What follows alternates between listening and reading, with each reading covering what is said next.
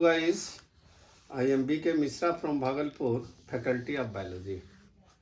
Today, I am going to teach you about brain. ये एक बहुत कॉम्प्लिकेटेड टॉपिक है, लेकिन अगर इसको पार्ट वाइज डिवाइड करके आप पढ़ते हैं तो यह बहुत ही हल्का हो जाता है। थोड़ा सा आपको इसके ऊपर कंसंट्रेट होना होगा तो ये टॉपिक बहुत ही मज़ा देगा आपको। Brain, that is human brain. यह brain lodged in brain box in cranium.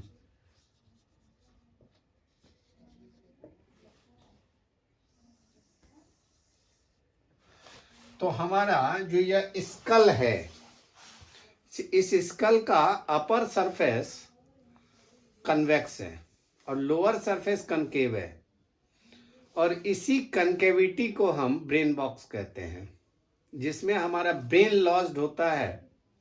लेकिन इसके चारों तरफ ह्यूमन ब्रेन के केस में, और मोस्टली मैमल, सिर्फ हम ह्यूमन नहीं बोलेंगे, मोस्टली मैमल के केस में यह ट्रिपल लेयर्ड होता है, लेकिन इसके लेयर को हम लेयर नहीं कहते हैं।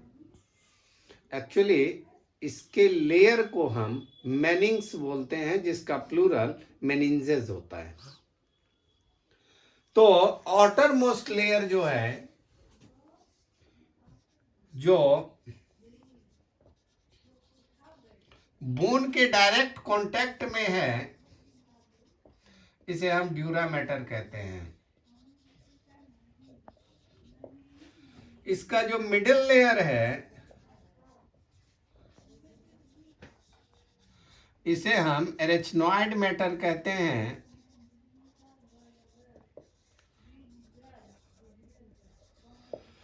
और इनर मोस्ट लेयर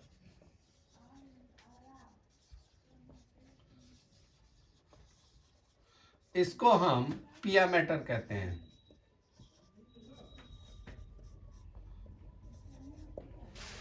अब एक सवाल है यहां पर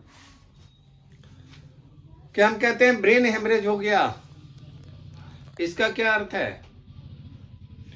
इसका जो यह पिया मैटर है, यहां तक तो हमारा ब्लड वेसल आ जाता है कैपिलरीज के रूप में, लेकिन इसके अंदर कहीं से भी ब्लड वेसल नहीं आता है, यानी ब्रेन के अंदर ब्लड का सप्लाई नहीं है। अगर ब्रेन में ब्लड क्लोट कर जाए, दैट इज ब्रेन हेमरेज। तो चोट चपेट के कारण अंदर की तरफ ब्लीडिंग होना शुरू हो जाता है, जो क्लोट कर जाता है, और यही कंडीशन ब्रेन हेमरेज का होता है। अब सवाल यहाँ पर यह उठता है कि कितना ब्लड क्लोट किया है। अगर बहुत ज़्यादा ब्लड क्लोट कर गया है तो उसका बचना मुश्किल है, और अगर थोड़ा कम ब्लड क्लोट किया है तो धीरे धीरे वह पेशेंट ठीक हो जाता है। यानी ब्रेन के अंदर ब्लड का सप्लाई नहीं है। अगर सप्लाई नहीं है तो ये तीन लेयर जो आपको हम दिखा रहे हैं, यहां से यहां तक का जो स्पेस है, इसे हम सब ड्यूरल स्पेस कहते हैं। और यहां से यहां तक का जो स्पेस है, ये अंदर की तरफ है। यहां पर ब्रेन है, दिस इज ब्रेन। तो यहां से यहां तक का जो स्पेस है, इसे हम सब एरेचनॉइड स्पेस कहते हैं।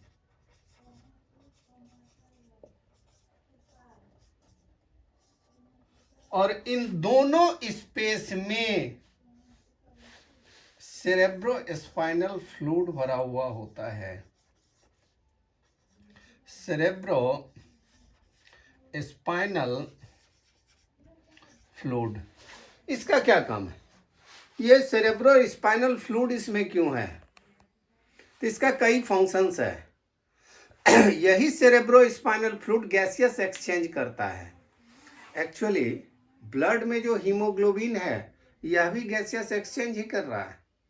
तो यहाँ पर जस्ट लाइक ब्लड यह गैसियस एक्सचेंज करता है, साथ ही साथ यह फूड का ट्रांसपोर्टेशन भी करता है। क्योंकि ब्रेन, अगर आप सोए हुए हैं उस समय भी काम करता रहता है, और अगर कोई काम करता है तो उसे एनर्जी की आवश्यकता होती है। That energy is supplied through this cerebrospinal fluid. साथ ही साथ यह चोट चपेट से हमारी रक्षा करता है। It protects from injury and shock. तो ये मेन 3 फंक्शन है इसका। तो आगे जब हम वेंट्रिकल के बारे में पढ़ेंगे, एक वीडियो में डालूंगा उसके लिए, तब हम देखेंगे कि पूरे ब्रेन में कैसे सेरेब्रोस्पाइनल फ्लूइड का सप्लाई होता है। तो अब हम आपको इसका इंट्रोडक्शन देने जा रहे हैं। तो हम सबसे पहले ये जाने, ब्रेन को अच्छी तरह समझने के लिए, कि ब्रेन में कितना पार्ट होता है। अगर इस पार्ट को आप अच्छी तरह याद कर लेंगे तो इसे समझने में बहुत आसानी होगी। तो ह्यूमन ब्रेन को 3 पार्ट में डिवाइड किया गया है। प्रीजेंसीफेलॉन,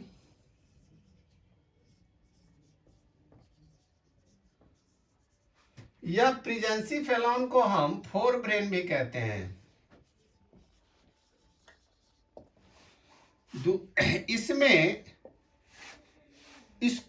इसमें फिर से 3 पार्ट है, जिसमें पहला पार्ट है ऑल्फैक्टरी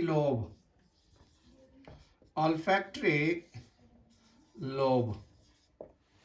दूसरा पार्ट है इसका सेरेब्रल हेमिस्फेयर।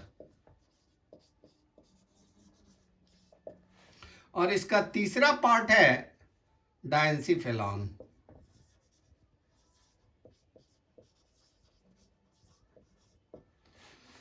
दूसरा ब्रेन का पार्ट है मीजेंसीफेलॉन।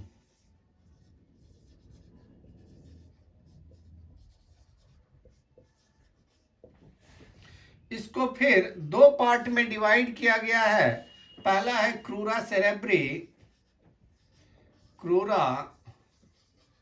सेरेब्री और कॉर्पोरा क्वाड्रिजेमिना।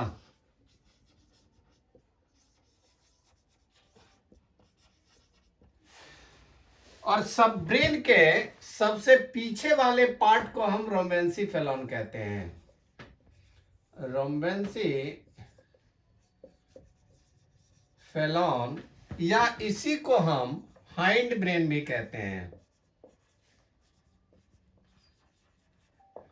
इसको आप मिड ब्रेन कह सकते हैं।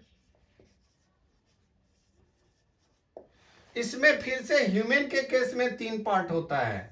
पोन्स वेरोली, ब्रेन का सबसे पीछे वाला भाग रोम्बेंसीफेलॉन कहता है, जिसे हम हाइंड ब्रेन भी कह सकते हैं। इस हाइंड ब्रेन को फिर से 3 भाग में बांटा गया है। पहला है पोन्स वेरोली, दूसरा है मेडुला ऑब्लोंगेटा,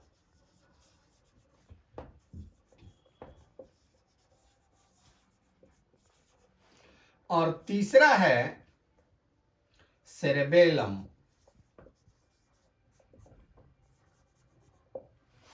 अब अगले वीडियो में हम आपको ब्रेन का डायग्राम बनाकर उसको डिस्क्राइब करेंगे।